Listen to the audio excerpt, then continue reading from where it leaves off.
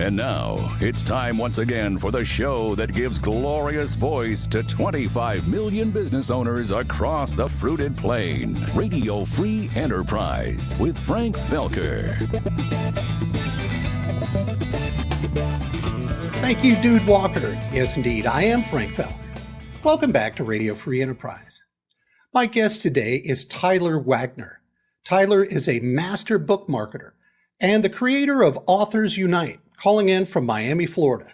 Tyler Wagner, welcome to Radio Free Enterprise. Thank you. Thanks for having me.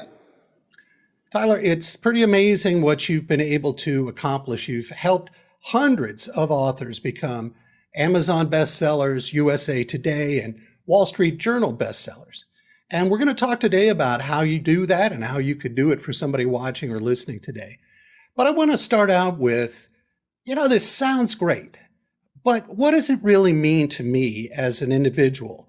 What would becoming a USA Today or Wall Street Journal best-selling author mean for my business or my career? So I think there's a lot of things with that, but I'll try to unpack some of the top ones that we've seen with our clients. So first thing, I believe to get there, right, you have to sell typically in a given week, at least 5,000 copies of your book. So I think that's kind of one of the biggest things, right? So 5,000 new people are going to read your book, and then the chance of word of mouth taking over and that book spreading outward from there is way higher. My firm belief is the reason that most authors fail, and fail is different for everybody, but meaning that their book doesn't reach their expectations of sales, is because the book never gets in enough hands to begin with for that to actually have a chance of happening. So I think that's the first thing. Second, from a branding perspective, what I always point people toward is, look at some of the biggest authors in the world, their social medias. And like Tony Robbins, another one's like Russell Brunson of ClickFunnels. I think he's a really good example. He became a New York Times bestseller, and he's the founder of like $100 million company, ClickFunnels. And if you go to his LinkedIn, he lists actually New York Times bestseller first, and then co-founder of ClickFunnels second. So it just shows you like the importance. And Tony Robbins, I believe, I don't know if it still is, but his first listing was New York Times bestseller. There's a book, Never Split the Difference. I'm blanking on the author's name. On his Instagram, it's Wall Street Journal bestselling author. When you become USA Today, Wall Street, or New York Times, I believe it's typically your first and highest accolade that you list on all of your socials. And then speaking fees, also getting clients, like a lot of our clients have courses or consulting that they offer on the back end of their book. So when you generate, 5 to 20,000 sales to get on these lists, obviously you're getting some opt-ins, and most likely people are purchasing other things from you too sometimes. So there's a few to start. Okay. So it can translate into dollars and cents in the door in terms of charging higher fees as a consultant, earning higher fees as a speaker, the actual generation of royalties from book sales and that kind of thing. Are we talking about primarily here nonfiction, business how-to books? Yeah, so we actually do fiction books as well, but primarily our target audience or author is a nonfiction, business, or self-help how-to. Okay. Now, we've all heard stories about authors who have spent a lot of money out of their own pocket to have copies of their books purchased at retail outlets in order to game the system and get their book jacked up onto whatever list you'd like. But that's not what you're talking about here. What you're talking about is promoting books in such a way that hundreds or even thousands of people are spending their own money individually to buy the book, which also has it run up the scale. Does that sort of sum up what you do? Yeah, I mean, pretty much. And I can tell the backstory a little bit if you think it'd be helpful. Yeah.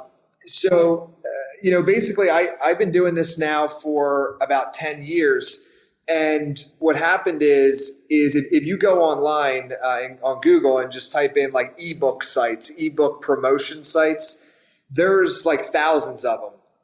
And 9, 10 years ago when I first started doing this, I would test those out because I could only do Amazon bestseller for my clients for like the first 5 years. So I would actually purchase part of the marketing plan that we would do for our clients. Just one piece was these email lists. And so I would actually purchase some of them and isolate them to see what results they would get for my clients when going for Amazon bestseller. And from doing that, what I came to realize very quickly is like 99%, let's say, like didn't really produce any results. Thankfully, we did other marketing efforts that did. So the client, still got the result they were after, but it wasn't coming from these email lists. But from all that trial and error, I did find like 10 to 15, depending on genre, that would consistently produce results. So essentially what I did is I brought them together and I was like, hey, if we can isolate 1 to 2 books per week and just focus on those primarily and mail them out to these lists, do Facebook ads, there's some other types of paid advertising we'll do too. I think we can start hitting these major lists. Because as you know, and look, I think being an Amazon bestseller is better than not being one, but it's categorical. And if you put the book in an easy category, you don't really need that many sales.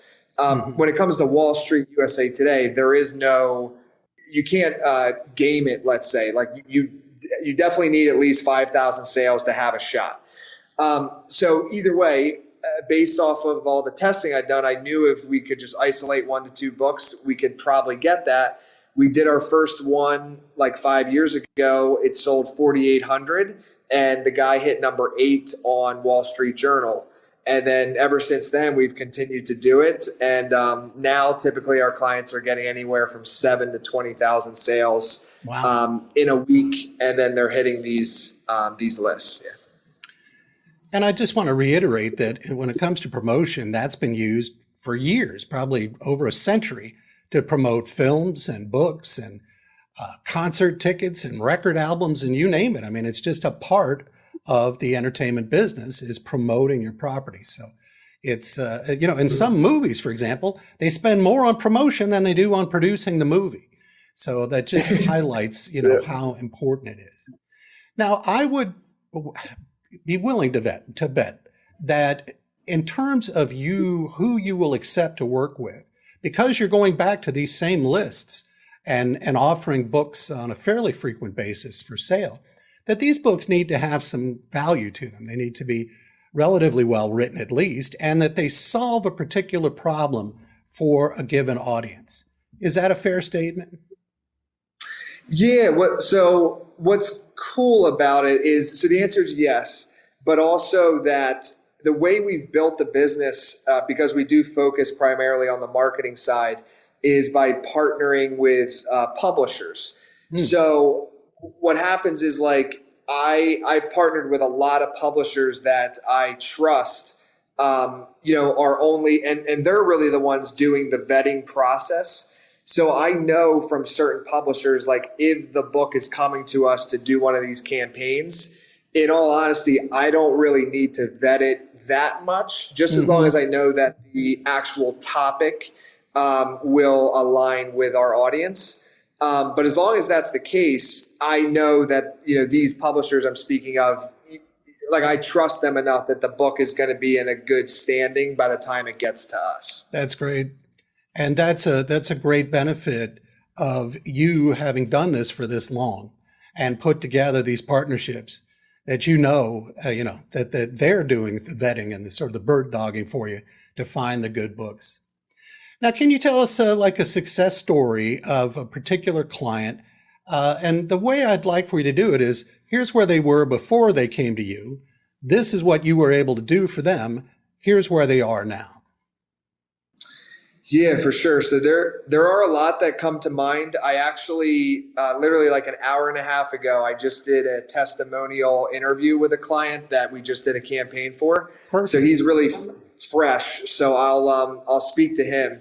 So we did his campaign like 2 or 3 weeks ago, and he hit number one Wall Street Journal, and then number two was Oprah Winfrey's book. Nice. So that was that's been really cool in a lot of ways, because as soon as that hit, basically now we're using it as a testimonial, right? And it's working really well. But essentially, I actually, exactly how you just asked me that is how I asked him. And basically, he said prior to working with us on Amazon, the highest rank that his ebook had hit was ranked 2,000 in the whole store. When we ran his campaign, I think he definitely hit top 10 in the entire Amazon Kindle store. Wow. Throughout the week. And then obviously number one in all of nonfiction, because that translates pretty closely to Wall Street Journal's list. And then, number one Wall Street Journal.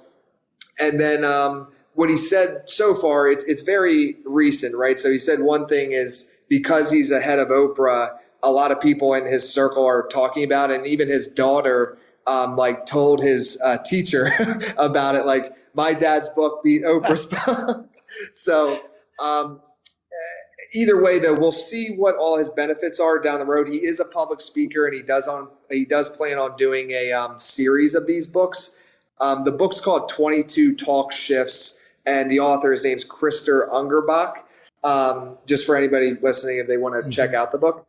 And so I think in a few months is when he'll really see like that ROI, right, from the public speaking. He's doing a book series. He asked me actually to introduce him to a literary agent. So one of his ideas potentially is to get a traditional publishing deal by leveraging the results that he got with this book, right? So that's one of our most recent examples that I could share. Great. And what's the topic about? It sounds like communication oriented. Yeah, communication oriented. Yep. Okay. Now, you've touched on something a couple of times that I think I want to make clear, which is being a bestseller does not require you to be number one on the list. How do you define what a bestseller is? Great question. So the best way for me to describe it is there's 5 major lists, right? Amazon, Barnes and Noble, USA Today, Wall Street, and New York Times. So they all a little differently. For Wall Street Journal, in this case, there's a top 10 list. So as long as they hit one of the 10 spots on the Wall Street Journal and it's printed in the physical paper, then I would say they're a Wall Street Journal bestseller. If they hit number one, then obviously they're a number one Wall Street bestseller. USA Today is a top 150. New York Times, depending on which one it is a top 10. And then Amazon's categorical. So it depends on how many categories there's are. I guess there's maybe thousands of lists on there. And then Barnes and Noble is more of like a top 100 list. Okay. Now, in addition to helping people become bestsellers, you also, if we go to authorsunite.com, we see quite a number of other services. And again, you touched on something that I wanted to come back to and ask whether or not this is something you help authors with, which is if you get your book in the hands of 5,000 or 10,000 or however many thousand people during this bestseller campaign, potentially these are new members of your tribe, and that there are various techniques you can use within the content of the book to get somebody to, let's say, register to receive a bonus or the audio version or something like that. And as a result, then they give you their contact information, usually at least first name and email address. Is that something you help people with, or what sort of add-on services do you guys offer? So we do. We help people like build their sales funnels and like the back end of their websites and stuff. But what I always tell people, if there is a business tied to it, and honestly, even if you were a fiction author, it wouldn't be a bad idea to do if you plan on doing like a series or multiple books. One of the things we tell people is in the beginning of the ebook, have some sort of a link that is an opt-in, right? So what we've seen work really well, I'll give an example of one. His name's Dan Henry. Digital Millionaire Secrets is the book. And he had his book like teaches you how to grow a business online. And then he had links throughout the book and one within the first like 20 pages so that you can see it. Even if you don't buy the book, it's in the look inside feature of Amazon. And from our campaign, I don't know exactly how many opt-ins he got, but he said he got a lot and that he actually made a lot of sales from it as well. So people would buy the book, opt in, and then he had a course that he sold, and then it goes up into a mastermind, and there's a whole value ladder.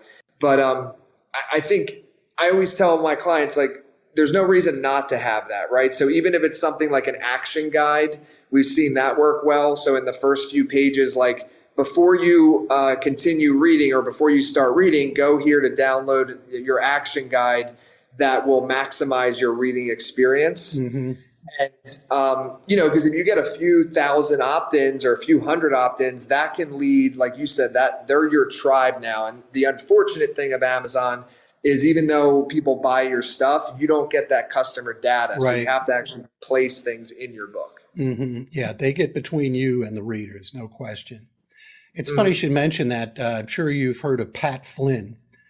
He's a famous internet marketer and author. And he wrote a book called Will It Fly? And it has to do with testing your idea before you sink a bunch of money into creating a business to sell a product or service nobody wants. So first you need to find out, will it fly? And he did just what you described. I was looking at the look inside feature on Amazon Kindle of his book. And right there on the first page was click this link to get my free online course. And I knew I'd have to register and whatever. The interesting thing was, once I saw that, I bought the ebook and the hardcover, or not the hardcover, paperback and audiobook, just so to see how he had tied that into everywhere. And the interesting thing to me was I really enjoyed the course and got a lot out of it. Did not like the book at all. Didn't enjoy reading it, didn't enjoy listening to the audiobook, but I'm on his email list now until as I like to say, I either buy, die, or opt out. Now, I see that you will even help people like create a website for themselves or their book. What areas do you not go into? It might be an easier way to carve this out. What sort of things do you feel like you really can help people with, and what sort of things are you not trying to help people with? It's a good question. So the way here, I'll mention this, and I'm not even trying to like plug this course, but it's kind of fitting with what you asked. Mm-hmm. So I have this course coming out soon called Infinite Partnership System, and it teaches how we grew our business really primarily through partnerships. So what happened is once I started to focus on book marketing, the way we built it is my team and I now have a team of now I think we're at 15 salespeople. And we don't ever really do direct sales. We reach out to ghostwriters, edit publishers, and PR agencies to build strategic partnerships with them. And then they refer to us for the book marketing, and then we'll refer to them for other things like editing. Oh, that's great. But what's happened is when you build a business that way, now we're at a point where my team and I have had over 5,000 partnership conversations over the years so far. And what that's really allowed us to do, and this was an unknown benefit when I started building the business this way, is those partners, you can collaborate on other things. It's not just a referral relationship. It's okay, I have 20 literary agents that refer to me for book marketing, and I know what all of their specialties are.